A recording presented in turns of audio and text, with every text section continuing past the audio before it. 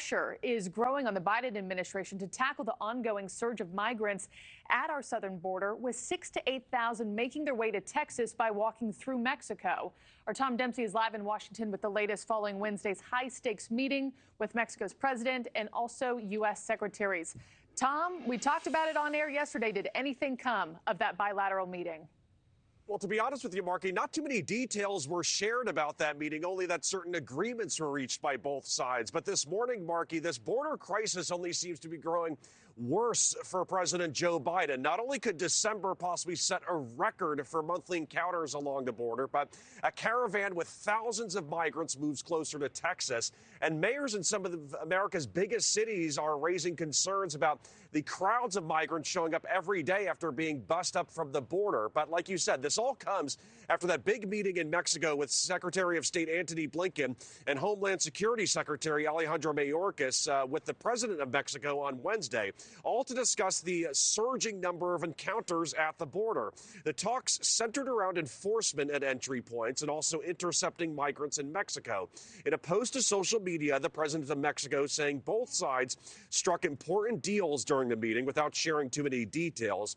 According to a new poll, though, from Pew Research, President Biden will really need to make some progress handling immigration in the new year, as it found just 32% of people said they remained confident President Biden can make wise decisions about the border crisis, down from 53% just 2 years ago. And now the mayors of New York City, Chicago, and Denver have put out a plea for help dealing with the crowds of migrants being bussed up and flown up from the border. Over the last year, Texas has bussed more than 80,000 migrants to Democratic-led cities. New York City Mayor Eric Adams announced an executive order requiring buses chartered by Texas to arrive in the morning hours at a specific spot and to give 36 hours notice, or they could face fines and lawsuits. Chicago and Denver have similar laws in place, but the mayors said much more help is needed.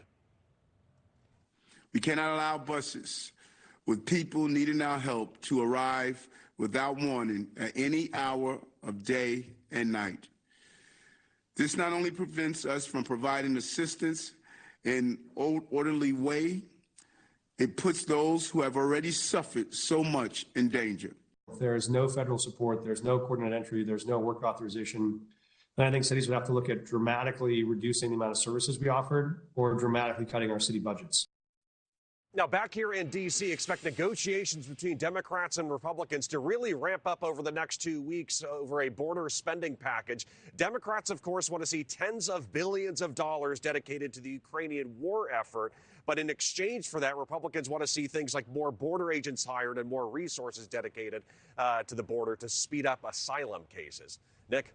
Thank you for watching. Go to newsnationnow.com to find NewsNation on your television provider. And don't forget to click the red subscribe button below to get more of NewsNation's fact-driven, unbiased coverage.